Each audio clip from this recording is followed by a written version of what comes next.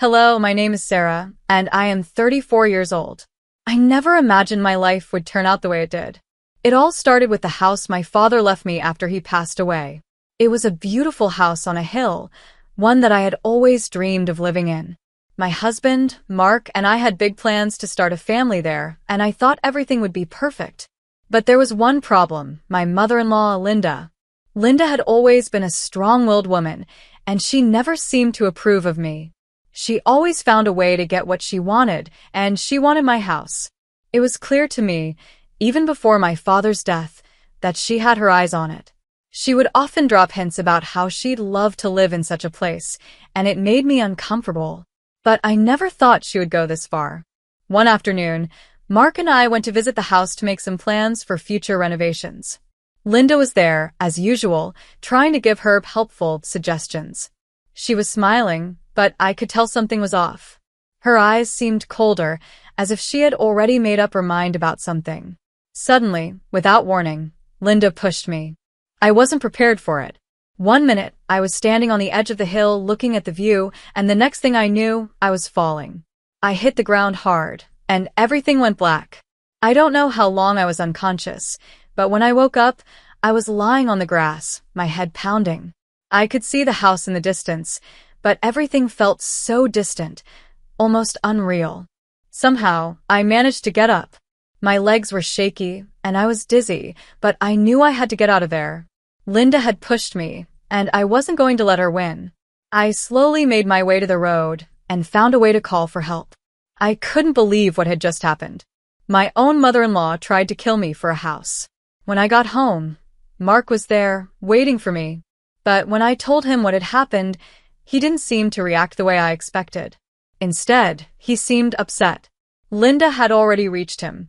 She was at the house, talking about how the property was now ours, as though I no longer had any claim to it.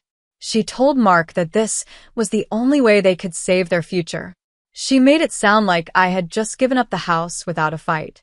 Mark lost his temper. He was angry, and his words cut deep. "You've been bearing all our living expenses for years," he said, pacing back and forth. "And now you're pushing her away, like she doesn't matter? What will we do now?" It felt like everything was falling apart. Here I was, the one who had been betrayed by Linda, and now Mark was siding with her. But I couldn't give up. I had to take control of my life. I couldn't let Linda win. I left the house as soon as I could. I needed to get away from the chaos, from Mark's anger, and from Linda's manipulation. I drove for miles, trying to clear my head, but the thoughts kept swirling in my mind.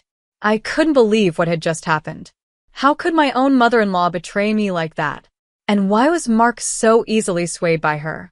As I drove, I remembered the hill where Linda had pushed me. I felt the urge to go back, not to face her, but to take control of what was mine. That house wasn't just a building to me. It was a symbol of my father's hard work, a place where I had memories of him. I couldn't let Linda take that away from me. I didn't know how I was going to confront Linda, but I knew I had to. I made my way back to the hill, the place where it all began. When I reached the foot of the hill, I could see Linda's car parked near the house. She was there, waiting for me. My heart raced as I walked up to the house, but I wasn't afraid anymore. I had made up my mind. This wasn't just about the house. It was about standing up for myself, for my future, and for my own independence. I knocked on the door. Linda opened it, and her face showed no surprise. It was as if she knew I would come. She smiled, but there was no warmth in it. Just a cold, calculating look. Well, Linda said, crossing her arms. "I didn't expect to see you again so soon." "I want my house back," I said, trying to keep my voice steady. "This isn't yours. You can't just take it from me." Linda scoffed. "Oh, Sarah, you're so naive. I already told Mark that this house belongs to both of us now. He agreed, and you don't have a say in it." "You manipulated him," I shouted. "You pushed me down that hill and thought you could steal everything I had. Well, I'm not going to let you get away with it." Linda stepped closer, her smile turning into a sneer. "You're nothing without Mark. You're just lucky that I've been helping you. Maybe now you'll see what it means to depend on someone." I could feel the anger building inside me, but I didn't let it show. I knew I had to stay calm. This wasn't just about fighting Linda anymore. It was about taking back control. I don't need anyone's help, I said, my voice firm. And I don't need you in my life. Linda's expression faltered for a moment, but then she regained her composure. You think you can just sell this house and walk away, don't you? You'll regret it. I've already made arrangements, I said, pulling out my phone. The house is already sold. And as for you, your days of controlling Mark and me are over.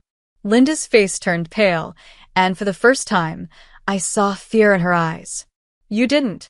I did, I replied. And I've also stopped paying your living expenses. You're on your own now. Linda took a step back, the anger in her eyes replaced by panic. You can't do this. You're nothing without us. I'm everything without you, I said, turning to walk away. I didn't need to say anything else. I knew that from now on, I was in control of my own life. I left the house, and for the first time in a long while, I felt free.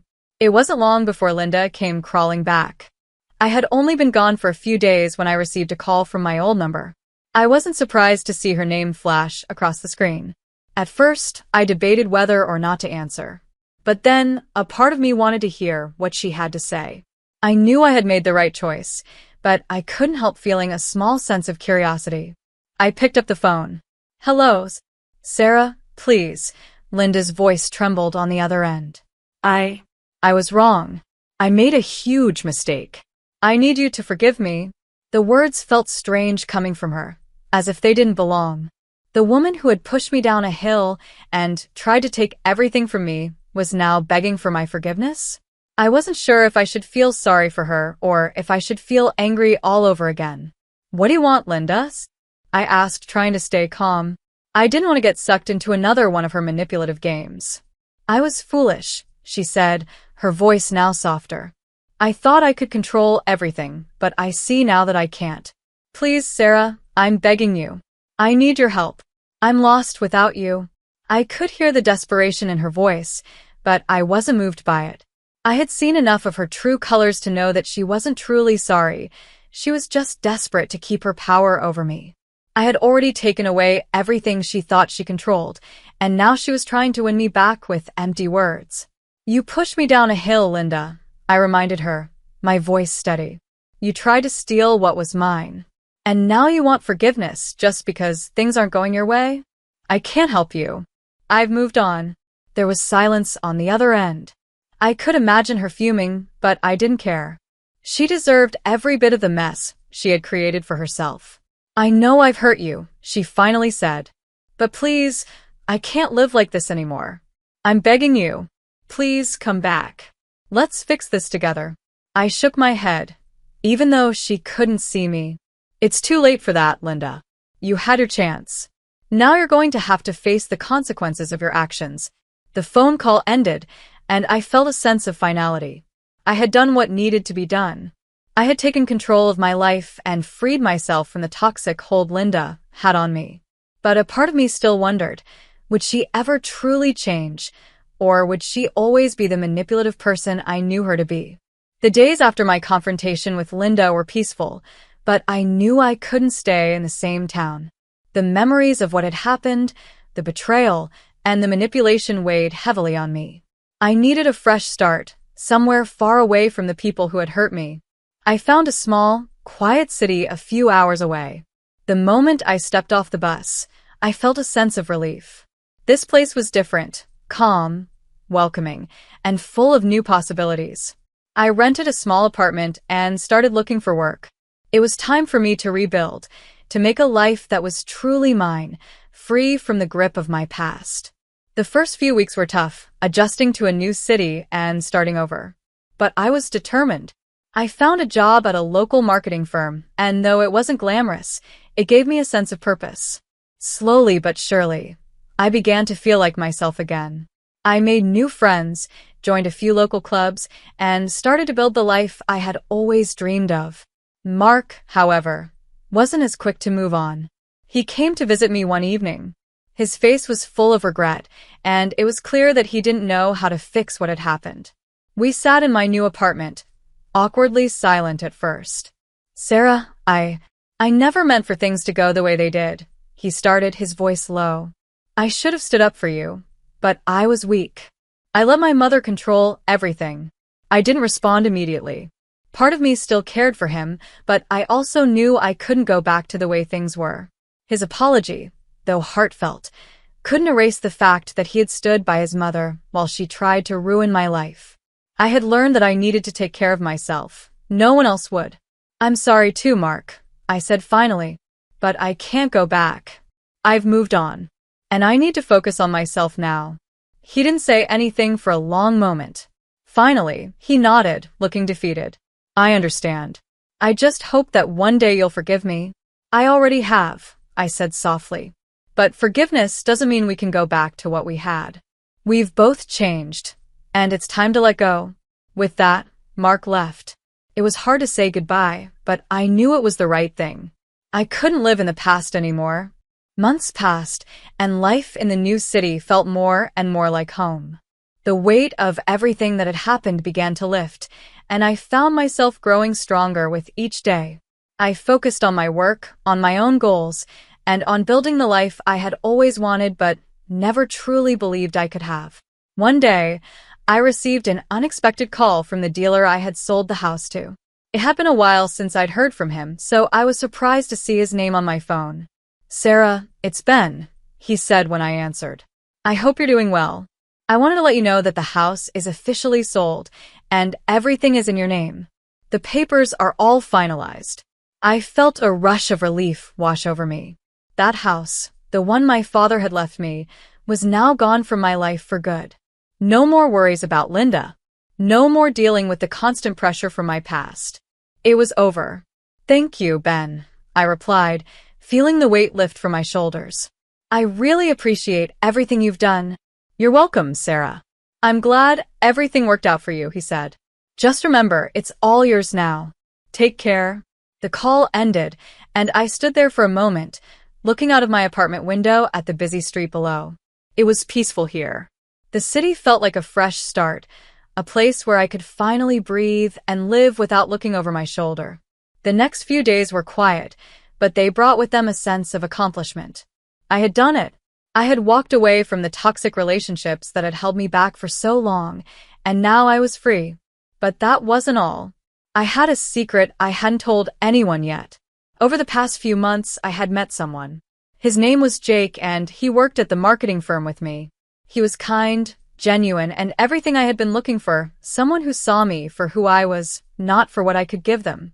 We'd become friends at first, but recently, it had started to feel like something more. One evening, after work, Jake invited me out for coffee. We sat at a little cafe, talking and laughing. I realized that for the first time in a long time, I felt truly happy. Not because of what I had accomplished, but because I had found someone who cared about me for who I was. So, Jake said, his eyes twinkling with curiosity, what's next for you, Sarah?